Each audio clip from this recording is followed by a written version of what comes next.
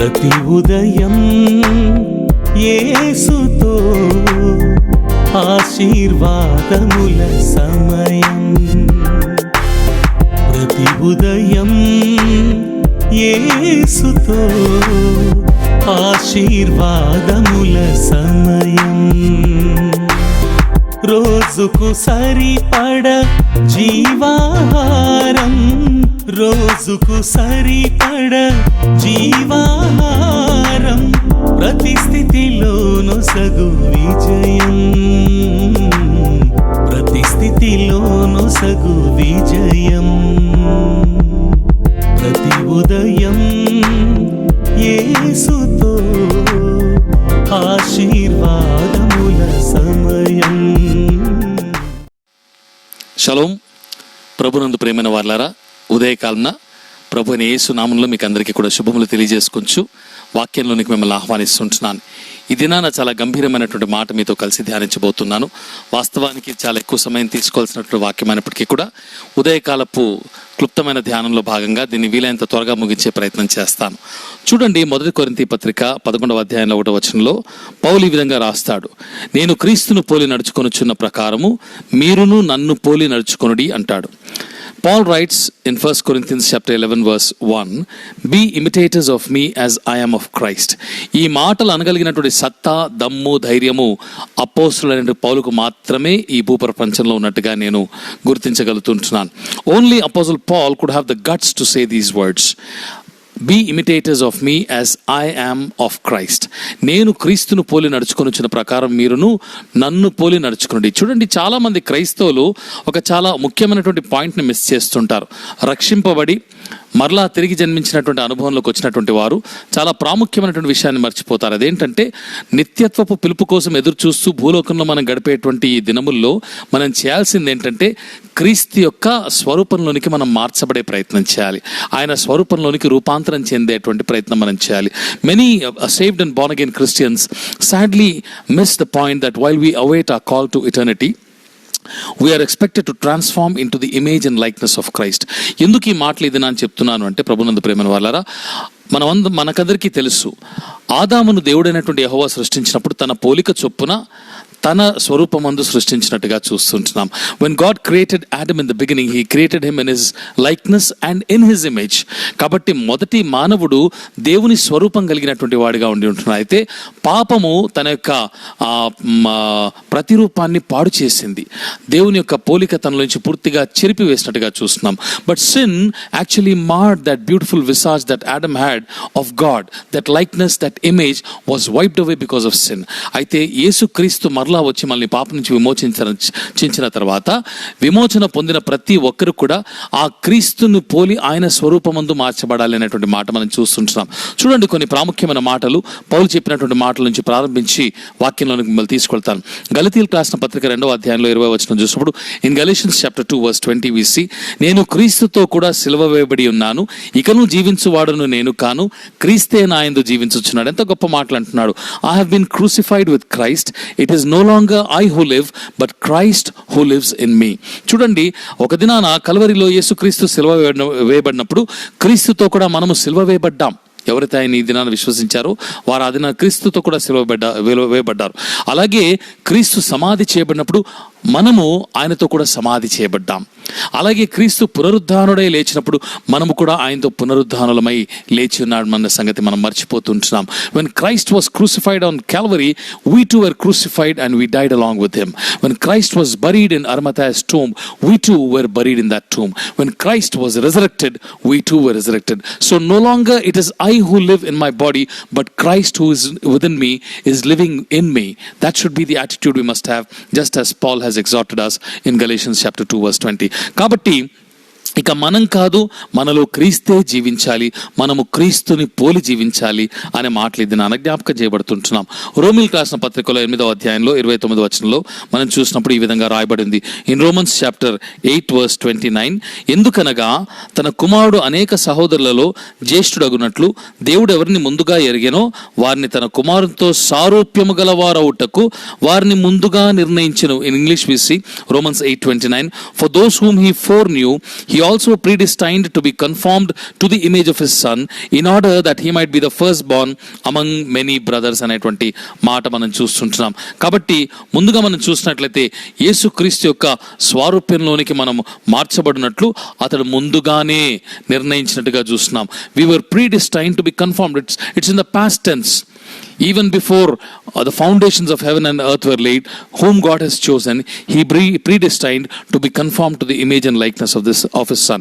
అలాగే రెండవదిగా చూసినట్లయితే 2 కొరింథీయులు 3వ అధ్యాయంలో 8వ వచనంలో in 2 Corinthians chapter 3 verse 18 we see here, తెలుగులో ముందుగా చదువుతాను. మనమందరమును ముసుకులేని ముఖముతో ప్రభు యొక్క మహిమను అద్దము వలె ప్రతిఫలింపచేయుచు మహిమ నుండి అధిక మహిమను పొందుచు ప్రభువగు ఆత్మ చేత ఆ పోలికగానే మార్చబడుచున్నాము. వర్తమానపు భావంతో వ్రాయబడినటువంటి మాట ఇక్కడ చూస్తుంటున్నాం. In English we see, and we all with unveiled face beholding the glory of the lord are being transformed into the same image from one degree of glory to another, for this comes from the lord who is the spirit. కాబట్టి వర్తమానం ఒకప్పుడు మనము యేసుక్రీస్తు యొక్క పోలిక చొప్పున మనం మార్చబడుచున్నాము అని చెప్పి జగత్తు పునాది వేయబడుకుంటున్నటువంటి మాట అక్కడ రాసినట్టుగా చూస్తాం. అలాగే అంటే భూతకాలపు మాట ఇది వర్తమానపు కాలపు మాట రాస్తుంటున్నాడు. ఏంటంటే ఆ పోలిక చొప్పునే మనము మార్చబడుచున్నాం అనేటువంటి మాట మనం చూస్తున్నాం. అలాగే మూడవదిగా చూసినప్పుడు 1 యోహాను 3:2 చూసినప్పుడు, thirdly we seen in 1 John chapter 3 verse 2, John writes very clearly here. 1 యోహాను 3వ అధ్యాయంలో 2వ వచనం చూసినప్పుడు, ప్రియులారా ఇప్పుడు మనము దేవుని పిల్లలమై ఉన్నాము, మనం ఇక ఏమవుదుమో అది ఇంకా ప్రత్యక్షపరచబడలేదు కానీ ఆయన ప్రత్యక్షమైనప్పుడు ఆయన ఉన్నట్లుగానే ఆయనను చూతుము గనుక ఆయనను పోలి ఉందుమని ఎరుగుదుము. చూడండి, భవిష్యత్ కాల దృక్పథంతో రాయబడినటువంటి మాట. Future tense, he's writing this in future tense. In English it is written in 1 John chapter 3 verse 2, beloved, we are God's children now, and what we will be has not yet appeared, but we know that when he appears we shall be like him, because we shall see him as he is. చూడండి ఎంత మంచి మాటలు ఇక్కడ రాసినట్టుగా మనం చూస్తున్నాం. కాబట్టి భూత భవిష్యత్ వర్తమాన కాలంలో కూడా నియమించబడింది ఏంటంటే, రాయబడింది ఏంటంటే, మనం క్రీస్తును పోలి ఉండాలని, మా రూపంలోనికి మార్చబడుతున్నామని చెప్పేసి, అలాగే రాబో కాలంలో మనం ఆయన వలె ఉంటాం. We have been predestined to be conform to his image, we are being transform to his image and likeness, and one day we shall be like him. కాబట్టి పాస్ట్, ప్రెజెంట్ అండ్ ఫ్యూచర్ టెన్సెస్లో విధంగా మాట్లాడుతున్నాం. అలాగే 1 యోహాను 2వ అధ్యాయంలో 5-6 వచనాల్లో చూసినప్పుడు ఈ విధంగా రాయబడింది, ఆయన వాక్యము ఎవడు గైకొనునో వానిలో దేవుని ప్రేమ నిజముగా పరిపూర్ణమాయను, ఆయన యందు నిలిచి ఉన్నవాడనని చెప్పుకున్నవాడు ఆయన ఎలాగూ నడుచుకొనెనో అలాగే తానును నడుచుకున్న బద్ధుడై ఉన్నాడు. మనం ఆయన యందున్నామని దీని వలన తెలుసుకొనుచున్నాము అన్న మాట చూస్తాం. In English in 1 John chapter 2 verse 6 it says, whoever says he abides in him ought to walk in the same way in which he walked అనే మాట మనం చూస్తాం. కాబట్టి క్రీస్తు యేసును ఉన్నాను అని ఎవరైతే అనుకుంటున్నాడో, నేను క్రీస్తు యేసునందు రక్షింపబడినాను ఎవరైతే అనుకుంటున్నారో, ఆయన యందుండి ఆయన వలె నడుచుకోవాలనేటువంటి మాట స్పష్టంగా చూస్తుంటున్నాం. అయితే ఆయన ఎలాగూ నడుచుకున్నాడు, how did Jesus walk so that we can walk like him అనేటువంటి మాట మనం చూసినట్లయితే అనేకమైనటువంటి యేసుక్రీస్తుని గురించినటువంటి అనేకమైనటువంటి విషయాలు ఉన్నప్పటికీ కూడా క్లుప్తంగా ఒక 10 విషయాలు మీ ముందు ఉంచి నేను ముగిస్తాను. చూడండి, మొదటిగా క్రీస్తు యేసునకు కలిగిన మనస్సు మనం కలిగి ఉండాలి. We must have the mind that Jesus Christ had. ఫిలిప్పీయులకు రాసిన పత్రిక 2వ అధ్యాయంలో 5-8 వచనాలు చూసినప్పుడు, in Philippians chapter 2 verses 5 to 8 in chapter 2 we see, క్రీస్తు యేసునకు కలిగిన ఈ మనస్సు మీరును కలిగి ఉండి, ఆయన దేవుని స్వరూపము కలిగిన వాడే ఉండి దేవునితో సమానముగా ఉండుట విడిచిపెట్టకూడని భాగ్యమని ఎంచుకొనలేదు గాని మనుష్యుల పోలికగా పుట్టి దాసుని స్వరూపమును ధరించుకొని తన్ను తానే రిక్తునిగా చేసుకునేను, మరియు ఆయన ఆకారమందు మనుష్యుడుగా కనబడి మరణము పొందునంతగా, అనగా శిలువ మరణము పొందునంతగా విధేయత చూపిన వాడై తన్ను తాను తగ్గించుకున్నాను. తనకున్నటువంటి మనసు ఎటువంటిదంటే, దేవుని మహిమ విడిచిపెట్టకూడని భాగ్యం ఎంచుకొనక దాన్ని విడిచిపెట్టి తన్ను తాను తగ్గించుకొని మనుష్యుని పోలికగా దాసుని స్వరూపమందు పుట్టినవాడై తన్ను తాను రిక్తునుగా చేసుకొని, ఖాళీ చేసుకుని శిలువ మరణం పొందినంతగా విధేయత చూపించాడు అన్నమాట మనం చూస్తాం. In English we see, have this mind amongst yourself which is yours in Christ Jesus, who though he was in the form of God did not count equality with God a thing to be grasped, but made himself nothing, taking the form of a servant, being born in the likeness of men, and being found in human form he humbled himself by becoming obedient to the point of death, even death on a cross అనే మాట మనం చూస్తాం. కాబట్టి మొదటిగా చూసినట్లయితే క్రీస్తు యేసు మనసు ఎటువంటిదంటే, మహిమను విడిచిపెట్టి తన్ను తాను తగ్గించుకునేటువంటి మనస్సు, విధేయత చూపించే మనస్సు, శిలువ మరణం పొందినంతగా విధేయత చూపించే మనసు. రెండవదిగా చూసినట్లయితే అవసరతల్లో ఉన్నటువంటి వారి ఎడల కనికరం చూపువాడు. He had compassion for the needy. కాబట్టి రెండవదిగా మనం క్రీస్తును పోలి జీవించాలంటే అవసరతల్లో ప్రభు ఏ విధంగా అయితే కనికరం చూపించాడో అలా మనం చూపించాలి. మత్తయి సువార్త 14వ అధ్యాయంలో 13 నుంచి 21 వచనాలు చూసినప్పుడు అక్కడ అరణ్య ప్రాంతంలో అనేక మంది ఆయన్ని వెంబడిస్తూ వచ్చినటువంటి వారు ఆకలి కొన్నప్పుడు వారిని చూచి కనికరపడి వారికి ఆహారం ఏర్పాటు చేసినట్టుగా మరి 5 రొట్టెలను 2 చేపల్ని ఆశీర్వదించి 5,000 మందికి ఆహారం పంచిపెట్టినట్టుగా మనం చూస్తాం. We see in Matthew chapter 14 verses 13 to 21, he was moved by compassion when he saw the great multitudes who followed him were hungry. Eventually he blessed the 5 loaves and 2 little fish, and then he asked his followers to distribute to the people, and 5,000 people ate, and later 12 baskets of leftovers were picked up. We know that. Kabatti, compassion for the needy is the second point that we must follow in the process of conforming to the likeness of Jesus Christ. మూడవదిగా చూసినట్లయితే క్రీస్తు యొక్క ప్రార్థనా జీవితం, his prayer life. అతను ప్రార్థనతో ప్రారంభించి ప్రార్థనతో ముగించేటువంటి వాడు. లూకా సువార్త 4వ అధ్యాయంలో 1 నుంచి 14 వచనాల్లో చూస్తాం ఆయన ఏ విధంగా ప్రార్థనకు ఉపక్రమించినప్పుడు శోధనలో పడ్డాడు, దాన్ని జయించాడు. అలాగే 6వ అధ్యాయంలో 12 వచనంలో లూకా సువార్త, లూకా 5:16లో, లూకా 9:28 ఇలా చెప్పుకుంటూ పోతుంటే అనేక మార్లు ఆయన ప్రార్థన చేశాడు. కొండ మీద ప్రార్థన, ఏకాంత ప్రార్థన, రాత్రి ప్రార్థన, అలాగే రకరకాల ఉపవాస ప్రార్థనలు, 40 దివారాత్రములు ఇలాగా ప్రార్థన చేసినటువంటి వాడుగా చూస్తున్నాం. కాబట్టి క్రీస్తును పోలి జీవించాలని ఆశ కలిగినటువంటి వారు బలమైన ప్రార్థన వీలుగా ఉంటారు. Those who want to be transformed into the image and likeness of Christ will have a very strong prayer life. Christ also prayed in Luke chapter 4 verses 1 to 14, chapter 5 verse 16, chapter 6 verse 12, chapter 9 verse 28. We see that Christ spent a great deal of time in praying to his Father.